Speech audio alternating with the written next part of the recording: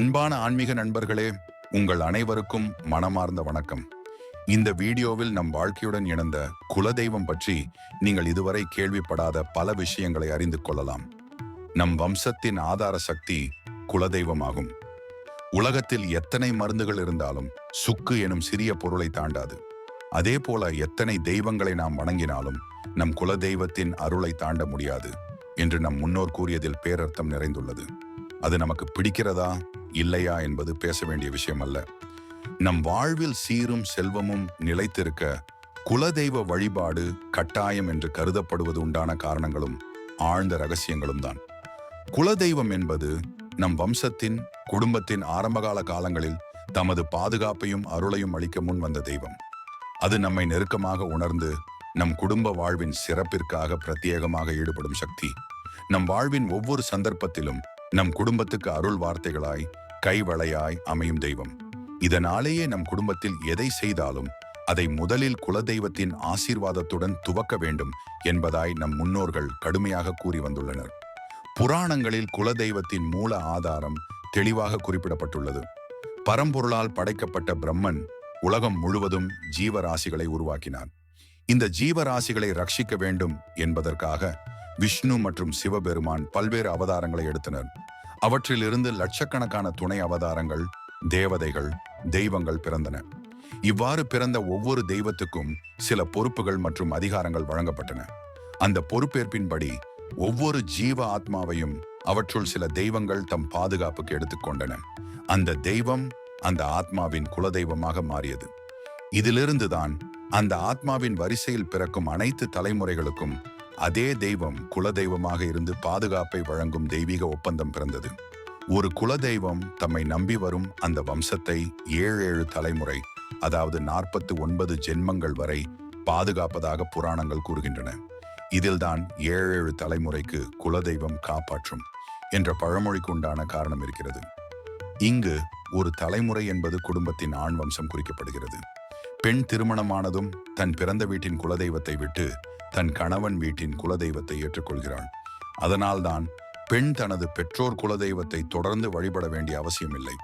தெய்வ கணக்கில் எந்த ஒரு வம்சமும் 13 தலைமுறை கடந்த பிறகு அந்த குலதெய்வத்தின் பாதுகாப்பில் இருந்து விடுபட வேண்டும். அதன் பின் அந்த வம்சம் தொடர்ந்து சிறக்காமல், குழந்தை பேர் இல்லாமலும் வம்சம் முற்றியும் போக வாய்ப்பு உண்டு. அதனாலேயே குலதெய்வ வழிபாடு வம்சத்துக்கு மிகவும் அவசியம் என்று கூறப்படுகின்றது. சிவபெருமானும் விஷ்ணு பெருமானும் தம்முடைய அவதார தெய்வங்களை லட்சக்கணக்கில் படைத்து உலகின் பல பகுதிகளில் அமைத்தனர். அந்தந்த இடங்களில் மக்களால் வணங்கப்பட துவங்கிய தெய்வங்கள் அந்த வம்சத்தையே தத்தெடுத்து பாதுகாக்க ஆரம்பித்தன. ஒரு முறை ஒரு தெய்வம் எந்த ஒரு குடும்பத்தையும் தத்தெடுத்தால் அந்த குடும்பத்தின் 7 தலைமுறைகளுக்கு அந்த தெய்வம் மட்டுமே குலதெய்வமாக இருந்து அவர்களை காக்கும். அந்த காலப்பகுதியில் வேறு எந்த தெய்வமும் அந்த வம்சத்தை காக்க முன்வராது. இதுவே பரமாத்மா விதித்த அடிப்படை தெய்வீக சட்டம். அதனால்தான் முதலில் உங்கள் குலதெய்வத்தை வணங்கி பிறகு பிற தெய்வங்களை வணங்குங்கள் என்று சொல்வார்கள். ஏனெனில் நம் வாழ்வில் ஏற்படும் பல பிரச்சனைகள், தடைகள், துன்பங்கள் கூட குலதெய்வ வழிபாடு சரியாக நடக்காததால் என்று சொல்லப்படுகின்றன. குலதெய்வம் என்பது நம் குடும்பத்துக்கு பிரத்யேகமாக நியமிக்கப்பட்ட தெய்வம். அதன் அருளை பெறாமல் வேறு எந்த தெய்வம் கூட முழுமையாக காக்க முடியாது என்பதையே பல புராணங்கள் வலியுறுத்துகின்றன. குலதெய்வத்தை அன்போடு பக்தியோடு வழிபட்டால் குடும்பத்தில் சுப காரியங்கள் தடையின்றி நடக்கும். சந்ததிகள் பிறந்து வம்சம் விரிந்து செழிக்கும். எதிரிகளின் தீமைகள் நீங்கி வீட்டில் ஆனந்தம் நிரம்பும். அதனால்தான் குலதெய்வம் காக்கும், வம்சம் வளர்க்கும் என்பார்கள். இந்த வீடியோவை முழுமையாக பாருங்கள். இந்த வீடியோவில் குலதெய்வத்தின் ஆன்மீக ரகசியங்கள், அதன் அடிப்படை விதிகள், உங்கள் குடும்ப வாழ்வின் பல பிரச்சனைகளுக்கும் காரணமாக இருக்கும் உண்மைகள், அதற்கான தீர்வுகள் போன்றவை விரிவாக விளக்கப்பட்டுள்ளன. முழுமையாக பார்த்து புரிந்திருந்தால் நட்புகளுக்கு, உறவுகளுக்கு பகிருங்கள். உங்கள் வாழ்விலும் உங்கள் வம்சத்திலும் நாம் காணாத இடத்திலும் கேட்டுக்கொள்ளாத நேரத்திலும் கூட நம்மை காப்பாற்றும் கையொன்று இருக்கிறது. அது நம் குலதெய்வத்தின் கை. குலதெய்வம் என்பது நம் பரம்பரை பாதுகாப்பின் உயிர் மூச்சு. இந்த பிரபஞ்சத்தையே படைத்த பரபிரம்மத்தை நாம் வணங்குவது போல குலதெய்வ வழிபாடும் அதே பரம்பரைக்கு சேர்ந்த ஒரு உயர்தரமான ஆன்மீக வழிபாடுதான்.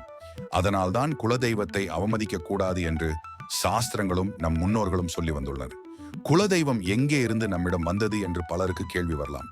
அது எப்போதும் நம் தந்தை வழியாக வந்த பாட்டன் பாட்டிமார்கள், அவர்களது முன்னோர்கள் வணங்கி வழிபட்டு வந்த தெய்வமேதான். அவர்கள் தங்கள் வாழ்க்கையில் ஒழுங்காய் பேணிய தெய்வ வழிபாடுதான் இன்று நமக்கு குலதெய்வம் என்ற அழகான ஆன்மீக உறவாய் திகழ்கிறது. நம் முன்னோர் வரிசையில் ஒரு நெடுநாள் செல்லும் ஒழுங்கான பிம்பத்தை நீங்கள் கவனித்தால் அதில் ஒரு அழகிய அமைப்பு உண்டு. அதுதான் கோத்திரம் என்ற உறவு நடைமுறை. கோத்திரம் என்பது ஒரு ரிஷி வழியாக வந்த வழித்தோன்றல். ஒரே கோத்திரத்தில் பிறந்தவர்கள் ஆண்கள் பெண்கள் சகோதர சகோதரிகளாகவே கருதப்படுகிறார்கள். அதனால் தான் ஒரே கோத்திரத்துக்குள் திருமணம் நடக்காது என்பதே நமது சனாதன தர்மத்தின் கட்டுப்பாடு. எங்கோ வேறு கோத்திரத்தில் பிறந்த பெண்கள் நம் கோத்திர பாட்டன்களின் துணையாக வந்திருந்தாலும் அவர்களது வழிமுறையில் வந்தது ஆண் கோத்திரம்தான். ஆனால் அந்த பாட்டன்களின் வழியேதான் நம் வம்சம் தொடர்ந்து விரிகிறது. இன்றைக்கு விஞ்ஞானம் கூட இதையே ஒப்புக்கொள்கிறது. ஒரு குழந்தை ஆணா பெண்ணா என்பதை குறிப்பது ஆணின் குரோமோசோம் தான் என்பதை காட்டிலும் பெரிய ஆதாரம் வேறு இல்லையே. இதனால் தான் ஆண் வழிதான் வம்சம் தொடரும் வாழ்க்கை சங்கிலி. இந்த காரணத்தால் தான் நம் சாஸ்திரங்கள் சொந்த இரத்த உறவுகளுக்குள் திருமணத்தை தவிர்க்கச் சொல்கின்றன. அப்படி தவிர்க்கும் போதுதான் பரம்பரை நோய்கள் தொடர்ந்து செல்லாமல் தடுப்பது கூட இயலும். இதனால் நமது வம்ச பரம்பரை அழிக்காமல் சங்கிலியாய் பட்டு தொடரும். இது ஒரு சாதாரண சம்பந்தம் அல்ல, மிகவும் தெளிவான ஒழுங்கு. ஆனால் இன்று பலருக்கு தங்களது முன்னோர் வரிசை 2 பாட்டன் பாட்டி தலைமுறைக்கு மேல் தெரியாது என்பது மட்டுமல்ல, அது உள்ளதாக கூட நினைக்க தங்களால் முடியாமல் போய்விட்டது. புண்ணியமும் பாவமும் நம் மீது விளையும் விளைவு ஆகும். ஒரு வழியில் ஒருவர் புண்ணியத்தை மூட்டை மூட்டையாக குவித்திருக்கலாம், அதே சமயம் இன்னொருவர் பாவத்தை கூட சேர்த்து வைத்திருக்கலாம். அந்த நேரம்தான் நாமே நம் குலதெய்வத்திடம் சென்று நம் குடும்பத்துக்கான பிரத்யேக சக்தியை அழைக்கிறோம். அது நம் முன்னோர்களின் ஆன்மாக்களை பித்திருக்களாக செய்து நமக்கு ஆசீர்வாதங்களை செய்கிறது. இதை அறிந்தால்தான் எவ்வளவு ஆழமான சிந்தனையோடு இந்த குலதெய்வ வழிபாடு வடிவமைக்கப்பட்டது என்பது புரியும். குலதெய்வம் நம் பித்திருக்களின் தெய்வீக ரூபம். இன்னும் ஒரு வகையில் நம்முடைய முன்னோர்களின் தெய்வமாக மாறிவிட்ட புண்ணிய ஆத்மாக்கள் தான். அவர்கள் தங்கள் வம்சத்தினரை கண்ணும் கருத்துமாக காக்கும் வல்லமை பெற்றவர்கள். அதனால்தான் அந்த தெய்வங்களை குல தெய்வங்கள் என்று சிறப்புடன் அழைக்கின்றனர். இந்த குல தெய்வங்கள் கர்ம வினைகளையும் நீக்கும் வல்லமை கொண்டவை. அதனால்தான் யாருக்கு கர்ம வினைகள் அதிகமாக உள்ளதோ அவர்களுக்கு குல தெய்வம் குறித்து கூட தெரிந்து கொள்ள வாய்ப்பே கிடைக்காமல் இருக்கும். இந்த அற்புதமான தெய்வ ஒழுங்கை நம் முன்னோர்கள் நமக்கு விட்டு சென்றிருக்கிறார்கள். அதை உணர்ந்து நாமும் குலதெய்வ வழிபாட்டை உன்னதமாக பேணிச் செல்வோம். இந்த வீடியோ பெரிதாக இருப்பதாக நினைக்க வேண்டாம். இது உங்கள் வாழ்க்கை முறையை அறிந்து கொள்ளும் பாக்கியம். வாழ்க்கையில் வந்த கஷ்டங்களுக்கெல்லாம் காரணம் நம் வீட்டில் மரக்கிளையாய் இருந்து காத்து கொண்டிருந்த குலதெய்வ வழிபாட்டை மறந்துவிட்டதால் தான் என்பது பலருக்கு தெரியாது. குலதெய்வம் தெரியாமல் வாழ்வது, அதன் காரணங்களும் தீர்வுகளையும் சான்றோர்கள் சொல்லியுள்ளனர். குலதெய்வ வழிபாடு இழப்பதின் முக்கிய காரணம், இன்றைய காலகட்டத்தில் பலர் பிழைப்புக்காக ஊரை விட்டு ஊர் நாடு விட்டு நாடு சென்று 2-3 தலைமுறைகளை கடந்து விடுகிறார்கள். அந்த சூழலில் குலதெய்வ வழிபாடு மங்கிவிடுகிறது. அதனால் அடுத்த தலைமுறை குழந்தைகள் கூட எங்கள் குலதெய்வம் எது என்று தெரியாமல் வளர்ந்து விடுகிறார்கள். அவர்களது வாழ்க்கையில் தடைகள் துன்பங்கள் தொடர்ந்து வரும்போதுதான் ஜோதிடர்கள் அல்லது மகான்கள் இவர்களுக்கு குலதெய்வத்தை தேடிப்போ, அதனால் துன்பங்கள் நீங்கும் என்று அறிவுறுத்துகிறார்கள். அதன் பிறகு அவர்கள் குலதெய்வத்தை தேடும் பயணம் மேற்கொள்கிறார்கள்.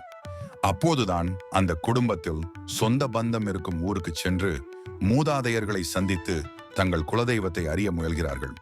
அதில் சிலருக்கு அதிர்ஷ்டமாக அந்த விடை கிடைத்துவிடும். ஆனால் பலருக்கு அந்த வாய்ப்பே இருக்காது. அப்படி இருக்கும்போது அவர்கள் கேட்பது, எப்படி என் குலதெய்வத்தை கண்டுபிடித்து வழிபாடு தொடங்கலாம் என்பதே ஆகும். கவலை வேண்டாம், குலதெய்வத்தை அறிய வழிகள் உள்ளன. குடும்பத்தின் முன்னோர்கள் பெயர்களில் குலதெய்வம் மறைந்திருக்கும். பழைய காலங்களில் குடும்பத்தில் பிறந்த குழந்தைகளுக்கு குலதெய்வத்தின் பெயரை ஜாதக பெயராக வைத்திருக்க பழக்கம் இருந்தது. உங்கள் தாத்தா அல்லது பெரிய தாத்தாவின் பெயர்கள் என்ன என்பதை தெரிந்து கொள்ளுங்கள். பெரும்பாலும் பெயர்களில் ஒன்று குலதெய்வத்தை குறிப்பதாக இருக்கும். அதே போல அழைப்பு பெயர் வேறு, ஜாதக பெயர் வேறு இருக்கக்கூடும். அதை கவனமாக பார்த்தால் வழி தெரியும். நாம் குலதெய்வத்தை மறந்தாலும் அது நம்மை மறக்காது. குலதெய்வம் நம்மை தானே தேடி காக்கும் சக்தி. அது எப்படி பெற்றோர் பிள்ளைகளை பிரிந்திருந்தாலும் நினைத்து காத்திருப்பார்களோ, அதே போல குலதெய்வமும் நம்மை பார்த்து காத்திருக்கும். நாம் அதனை மனப்பூர்வமாக தேடும் பொழுது அது உடனே தன்னை வெளிப்படுத்தி நமக்கு தெரிய செய்துவிடும். குலதெய்வத்தை வெளிப்படுத்தும் சிறந்த வழியாக முதலில் வீட்டில் விரைவாக செய்யக்கூடிய சிறப்பு பூஜை. வெள்ளிக்கிழமை அதிகாலையில் பிரம்ம முகூர்த்தத்தில் குளித்து குங்குமம் சந்தனமிட்டு 5 முக குத்து விளக்கு ஏற்றி அதன் தண்டு பாகத்தில் புதிய துணி கட்டி பூ சூட்டி அதன் முன்பு தேங்காய் பழம் வெற்றிலை பாக்கு வைக்கவும். சர்க்கரை பொங்கல் செய்து நைவேத்தியம் செய்து தீபம் தூபம் காட்டி எங்கள் குலதெய்வம் தெரியாமல் வாழ்கிறோம், இதனால் மனம் மிகுந்த கவலையில் இருக்கிறோம், எங்கள் குலதெய்வம் நீங்களாகவே வந்து இந்த பூஜையை ஏற்றுக்கொண்டு எங்களுக்கு உங்களை தெரியப்படுத்துங்கள் என்று வேண்டுங்கள். கண்ணை மூடிக்கொண்டு தியானம் செய்யவும். சிலருக்கு அன்றே மனக்கண்ணில் குலதெய்வ தரிசனம் வரும், சிலருக்கு சில நாட்களில் அல்லது மாதங்களிலேயே அது வெளிப்பட வாய்ப்பு உள்ளது. வீட்டு வாசலில் கூட சிறப்பு பூஜை செய்யலாம். அப்படியும் தெரியவில்லை என்றால் வீட்டின் தலைவாசலை கழுவி மஞ்சள் பூசி குங்குமம் சந்தனமிட்டு முன்பு வெற்றிலை பாக்கு பழம் பொங்கல் வைத்து பூஜை செய்து எங்கள் குலதெய்வம் எது என்பதை தெரியப்படுத்துங்கள் என்று பிரார்த்தனை செய்யலாம். அதே போல புதிய காமாட்சி விளக்கு வாங்கி சந்தனம் குங்குமம் பூசி பூ சூட்டி தீபம் ஏற்றி இதை எங்கள் குலதெய்வமாக கருதி வழிபடுகிறோம், எங்கள் உண்மை குலதெய்வம் அதிலே வந்து வாசம் செய்து நம்மை வழிகாட்ட வேண்டும் என்று வேண்டுங்கள். அப்படியும் தெரியவில்லை என்றால் நல்ல ஜோதிடர்களிடம் வீட்டின் மூத்த பிள்ளையின் ஜாதகம் கொண்டு சென்று குலதெய்வம் என்ன என்பதை பார்த்து கொள்ளலாம். ஜாதகமும் இல்லை என்றால் காமாட்சி அம்மன் முருகர் பெருமாள் இந்த 3 தெய்வங்களில் ஏதேனும் ஒருவரை குலதெய்வமாக ஏற்று வழிபாடு தொடங்கலாம். அந்த தெய்வ வழிபாட்டு முறைகள் எப்படி என்பதையும் பார்க்கலாம். புதன்கிழமை வீட்டில் காமாட்சி அம்மன் விளக்கு ஏற்றி முன்பு ஒரு கிண்ணத்தில் பச்சை பயிறு வைத்து சுண்டல் செய்து நைவேத்தியம் செலுத்தி வேண்டுங்கள். செவ்வாய்க்கிழமை ஒரு தட்டில் துவரம்பருப்பு போட்டு அதன் மேல் மண் அகல் வைத்து நெய் தீபம் ஏற்றி முருகரிடம் வேண்டுங்கள். சனிக்கிழமை பெருமாளை நினைத்து நெய் தீபம் ஏற்றி அதன் பக்கத்தில் ஏலக்காய்களை நிவேதனமாக வைத்து பெருமாளிடம் பிரார்த்தனை செய்யுங்கள். 3 தெய்வங்களையும் ஒரே நேரத்தில் வழிபட வேண்டிய அவசியமில்லை. ஏதாவது ஒரு தெய்வத்தை மட்டும் தேர்ந்தெடுத்து வாரத்தில் ஒரு நாள் அந்த தெய்வத்தை முறையாக வழிபட்டு வாருங்கள். இதனால் உங்கள் குலதெய்வம் எங்கே இருக்கிறது என்பதை அறிவிக்கும் வகையில் அந்த தெய்வமே உங்களை வழிநடத்தும். நம்பிக்கையோடு இதை தொடருங்கள். அது உங்கள் குடும்பத்தில் வரும் பிரச்சனைகளை தடுத்து குலதெய்வ இடத்தில் அந்த தெய்வமே நிற்பதாயிருக்கும். அடுத்து குலதெய்வ வழிபாட்டின் சிறப்புகள், அதன் பலன்கள், குல தோஷங்கள் இருந்தால் அதை எப்படி நிவர்த்தி செய்யலாம் என்பதையும் விரிவாக பார்ப்போம். இந்த வீடியோவின் நோக்கம் எல்லோரும் குலதெய்வத்தின் முக்கியத்துவத்தை, வீட்டில் சுப காரியங்கள் தள்ளி போகிறது, சந்ததிகள் தாமதமாகிறது, வியாதிகள் தொடர்கிறது என்றால் உங்கள் குலதெய்வம் அழைக்கிறது என்று அர்த்தம். அதை அணுகுங்கள், உங்கள் வாழ்வில் புதிய ஒளி பிறக்கும். நம் முன்னோர்களின் புண்ணியங்களால் தான் என்று நாம் சுவாசிக்கிறோம். அந்த புண்ணியத்தின் உயிர் உருவே நம் குலதெய்வம். அதை வணங்காமல் வாழ்வதே பெரிய குற்றம். குலதெய்வம் என்பது நம் பரம்பரையின் புனித காப்பாளராகும். குருவை மறந்தாலும் குலதெய்வத்தை மறக்கக்கூடாது என்ற பழமொழி அதன் ஆழத்தை உணர்ந்த வைக்கும். நாம் நினைத்தால் உடனே உதவி செய்யும் தெய்வம், அதுதான் நம் குலதெய்வம். மறைந்து போன முன்னோர்களின் வழிபாடே காலப்போக்கில் நம் குடும்பத்துக்கு குலதெய்வ வழிபாடாக வேரூன்றியது. அதனால் தான் பெரியோர் சொன்னார்கள், குலம் தெரியாமல் போனாலும் பரவாயில்லை, ஆனால் குலதெய்வம் தெரியாமல் போகக்கூடாது. நம் குடும்பத்தில் சாதி பிரிவுகளிலும் பங்காளித்தனமான உறவுகளிலும் தோன்றி அந்தந்த குலத்தின் செழிப்புக்காக தியாகம் செய்து இன்னல்களில் இருந்து காக்க வந்த அந்த அருமை ஆன்மாக்களின் வடிவமே குலதெய்வம் என்று இன்று நம்மால் புனிதமாக வணங்கப்படுகிறது. அவர்களை நினைத்து கோயில்கள் எழுப்பி வழிபாடுகள் நடக்கின்றன. அந்த கோயில்களுக்கு செல்லும் போது நம்முடைய முன்னோர்களை கண்முன்னே காண்கிறார் போல் அன்போடு வணங்குவது நம் மரபின் தலை சிறந்த கடமையாகும். குலதெய்வம் என்பது நம் வீட்டுக்கு வாழ்நாளும் வாழ்நாளாய் உயிர் காக்கும் நண்பன் போன்றது. நாம் மனதார நினைக்கும் அந்த நிமிடம் அது நம்மை காப்பாற்ற ஓடி வரும். அந்த அதிசயம் ஒரு பக்கம் நம்பிக்கையால், மறுபக்கம் பரம்பொருளால் அமைந்த சாத்தியம். நம் சமுதாயத்தில் ஒவ்வொரு குடும்பத்துக்கும் தனித்தனியாக குலதெய்வங்கள் இருக்கின்றன. ஒரே குலதெய்வத்தை வணங்கும் குடும்பங்கள் பங்காளிகள் எனப்படுகிறார்கள். அதனால்தான் அவர்கள் அண்ணன் தம்பி உறவாக கருதப்படுகிறார்கள். அவர்களிடையே பெண் கொடுப்பதும் எடுப்பதும் தவிர்க்கப்படுகிறது. இது வெறும் ஆன்மீக காரணம் அல்ல, அறிவியலும் இதையே நிரூபிக்கிறது. இதை போலவே குலதெய்வ வழிபாடு நம் குடும்பத்துக்கு மிகவும் முக்கியமான ஆன்மீக ஒழுங்கு. பிறக்கும் குழந்தைகளுக்கு முதலில் குலதெய்வ கோயிலில் மொட்டை காது குத்தல் செய்வது மரபு. வீட்டில் எந்த மங்கள காரியமும் முதலில் குலதெய்வத்தை வணங்கி செய்துதான் ஆரம்பிக்க வேண்டும். அப்படி செய்தால் அந்த காரியம் வெற்றியாக முடியும் என்பதே நம்பிக்கை. அதேபோல் வருடந்தோறும் நம் குலதெய்வத்தை நேரில் தரிசித்து வழிபடுவதால் குடும்பத்தில் நன்மைகள், ஆனந்தங்கள் நிரம்பி வாழும் என்பது அனுபவ சத்தியம். இன்றைய நாகரிக சூழலில் பலர் வேலை, தொழில் காரணமாக ஊர் விட்டு நகரங்கள், நாடுகள் சென்றுள்ளனர். அந்த நேரத்தில்தான் மனதில் குற்ற உணர்வுடன் வீடு வாங்கும் முன், சுப காரியம் செய்வதற்கு முன் என் குலதெய்வத்தை தரிசிக்க முடியவில்லையே என்ற ஏக்கம் தோன்றுகிறது. அப்படி நேரில் தரிசிக்க முடியாவிட்டால் ஒரு தேங்காய் எடுத்து வீட்டின் வாசலில் நின்று சூரியனை கும்பிட்டு உங்கள் குலதெய்வம் இருக்கும் திசையை நோக்கி நினைத்து தேங்காயை உடைத்து அந்த காரியத்தை ஆரம்பியுங்கள். அது உங்கள் குலதெய்வத்தின் ஆசீர்வாதத்தை உங்களிடம் சேர்த்துவிடும். சிலருக்கு பிறப்பிலேயே குலதெய்வ தோஷம் இருக்கும். இதனை பூர்வ புண்ணிய தோஷம் என்றும் சொல்வார்கள். ஒருவர் தாய், தந்தை, முன்னோர்களுக்கு மரியாதை செய்யாமல் குலதெய்வத்தை வணங்காமல் இருந்தால் அடுத்த பிறவியில் அவர்கள் குலதெய்வ தோஷமுடன் பிறப்பர். அதேதான் புத்திர தோஷத்தையும் ஏற்படுத்தும். அது நாம் கடந்த பிறவிகளில் செய்த கர்ம வினைகளின் எதிர்விளைவுதான் என்று அர்த்தம். இப்படிப்பட்டவர்கள் தங்கள் குலதெய்வத்தை உறுதியாக பிடித்து தொடர்ந்து வழிபட்டால் அந்த தோஷங்கள் எல்லாம் மறைந்துவிடும். ஒரே பங்காளி வகைக்கு சேர்ந்தவர்கள் ஒரே விதமாக குலதெய்வத்தை வழிபடுகிறார்கள். அதற்குரிய தனிமுறை, மரபுகளை தெரிந்து கொள்ள வேண்டும். பெண்கள் திருமணம் செய்து சென்று ஒரு வீட்டு மனைவியான போது அவருக்கு கணவனின் குலதெய்வம் தானே அவருடைய குலதெய்வமாக ஆகிவிடும். இவ்வாறு பெண்களுக்கு 2 குலதெய்வங்கள் ஆகும். ஒன்று தாய்நாட்டின் குலதெய்வம், மற்றது புகுந்த வீட்டு குலதெய்வம். வருடம் ஒரு முறையாவது தாய் வீட்டின் குலதெய்வத்தை வழிபடுவது நன்மை உண்டாகும். இதைப்போல நம் குலதெய்வம் என்பது கோடி நன்மைகளை அருளும் புனித சக்தி. அதை நம்பிக்கையோடு, பக்தியோடு தொடர்ந்து வழிபடுங்கள். நிச்சயம் உங்கள் வாழ்வில் தடைகள் அகன்று உங்கள் வம்சத்தில் ஆனந்தம் நிரம்பும். குல தெய்வத்தை குடும்பத்தோடு ஒற்றுமையாக தரிசிக்க வேண்டியது அவசியம். அங்கே உங்கள் முன்னோர்களால் தொடர்ந்து செய்யப்பட்ட பூஜைகள், அபிஷேகங்கள் செய்து பொங்கலிட்டு வழிபடுங்கள். அப்படி புண்ணியமாக குடும்பத்தோடு ஒற்றுமையாக வழிபட்டால் முன்னோர்களின் ஆசீர்வாதமும் புண்ணிய பலன்களும் உங்களுக்கு கிடைக்கும். வழிபாடு முடிந்ததும் அங்கே சமைத்து பந்தி போட்டு பரிமாறி வீட்டிற்கு திரும்புவது கூட குலதெய்வத்தை திருப்திப்படுத்தும். மாதம் ஒரு முறை வீட்டின் பூஜை அறையில் இருக்கும் குலதெய்வத்திற்கு படையலிட்டு மனமுருகி வழிபட்டு சிலர் அன்னதானம் கொடுப்பதும் மிகச் சிறப்பு. அப்படிதான் உங்கள் குலத்தை தொடர்ந்து காக்கும் சக்தியும் வலிமையும் குலதெய்வத்திலிருந்து உண்டாகும்.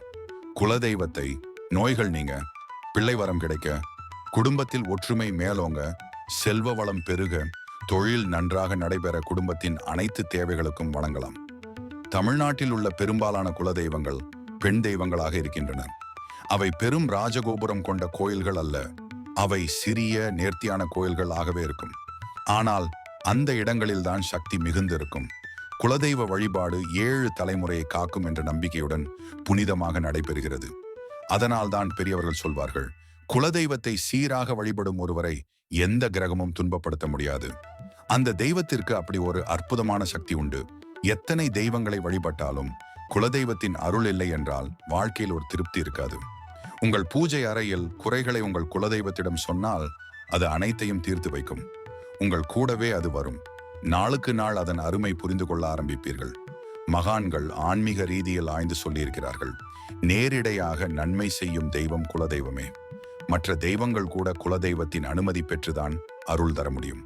அதனால் தான் சொல்வார்கள், குலதெய்வ வழிபாடு கோடி தெய்வ வழிபாடு என்று. நாம் அனுபவிக்கும் அனைத்து பலன்களும் நம் முன்னோர்களின் புண்ணியத்தின் மூலம்தான் கிடைக்கின்றன. அந்த புண்ணிய ஸ்தானத்தை காக்கும் காவல் தெய்வமே உங்கள் குலதெய்வம். அதனால்தான் உங்கள் வாழ்க்கை சந்தோஷமாகவும் செழிப்பாகவும் இருக்க குலதெய்வத்தின் வழிபாடும் பித்ருக்களின் ஆசியும் மிக அவசியம். நேரடியாக குலதெய்வத்தை விட்டு விலகாமல் தொடர்ந்து வழிபடும் ஒருவருக்கு வேண்டும் வரமெல்லாம் கிடைக்கும். எத்தனை பரிகாரங்கள் செய்தாலும் குலதெய்வத்தின் அனுகிரகம் இல்லையெனில் அந்த பூஜைகளுக்கு பலன் இருக்காது என்று கூறப்படுகின்றது. அதனால்தான் இந்த உலகம் முழுதும் குலதெய்வ வழிபாடு கோடி தெய்வ வழிபாடு என்று வாழ்த்தப்படுகிறது. நீங்கள் பல தெய்வங்களை இஷ்ட தெய்வமாக வைத்துக் கொண்டு வழிபடலாம். ஆனால் இஷ்ட தெய்வங்களும் உங்கள் குலதெய்வத்தின் அனுமதி பெற்று தான் உங்கள் வாழ்வில் அருள் புரிவார்கள் என்பது உண்மை. அமாவாசை அல்லது பௌர்ணமி அன்று உங்கள் குலதெய்வ கோயிலுக்கு சென்று 2 மண் விளக்கேற்றி ஒரு எலுமிச்சை பழத்தை கோவிலில் இருக்கும் சூலாயுதத்தில் குத்தி வைத்து அல்லது தெய்வத்தின் காலில் வைத்து வீட்டிற்கு கொண்டு வந்து வைத்து வணங்குங்கள். அப்படி செய்தால் நீங்கள் நீண்ட நாட்களாக நினைத்த நியாயமான கோரிக்கைகள் நிறைவேறும். உங்கள் பிரச்சனைகளுக்கு விரைவில் தீர்வு கிடைக்கும். அதை தொடர்ந்து செய்வது மிகவும் நன்மை தரும். இன்றைக்கு பல வீடுகள் துர்சக்திகளால் தாக்கப்பட்டு கொண்டிருக்கின்றன. அதில் ஒரு முக்கிய காரணம் குலதெய்வ அருள் இல்லாத வீடு. அங்கு எவ்வளவு பெரிய பூஜைகளையும் மகான்களையும் வைத்து ஹோமங்கள் செய்தாலும் அந்த வீட்டில் எந்த புண்ணியமும் நிலை கொள்ளாது. குலதெய்வத்தின் அருள் இல்லையெனில் அந்த வீட்டில் தொடர்ந்து அசுப நிகழ்ச்சிகள், தீமைகள் ஏற்படும் என்பது நம்பிக்கை.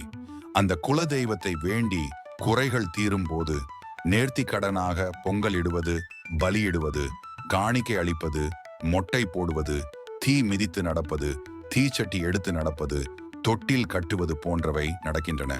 அசைவம் வைத்து தரிசிக்க வேண்டிய தெய்வம் என்றால் அதை தாராளமாகவே செய்யுங்கள். நம் முன்னோர்களின் வழியை மாற்ற வேண்டாம். இன்றைய நாகரீக வளர்ச்சி காரணமாக குலதெய்வ வழிபாட்டில் பல மாற்றங்கள் வந்தாலும் அந்த தெய்வத்தின் மீது இருக்கும் பயம், பக்தி மட்டும் எப்போதும் மாறியதில்லை. அதனால்தான் சொல்வார்கள், நாள் செய்யாததை கோள் செய்யும், கோள் செய்யாததை குலதெய்வம் செய்யும். இறுதியாக முடிவில் ஒரு ஆன்மீக அழைப்பு என்னவென்றால், குலதெய்வ வழிபாடு ஒவ்வொரு குடும்பத்திற்கும் முக்கியமானது. வருடம் ஒரு முறையாவது குடும்பத்தோடு சென்று குலதெய்வத்திற்கு நேர்த்தி செய்து வந்தால் உங்கள் குடும்பம் செழித்து சந்ததிகள் சந்தோஷமாக வாழ்வார்கள்.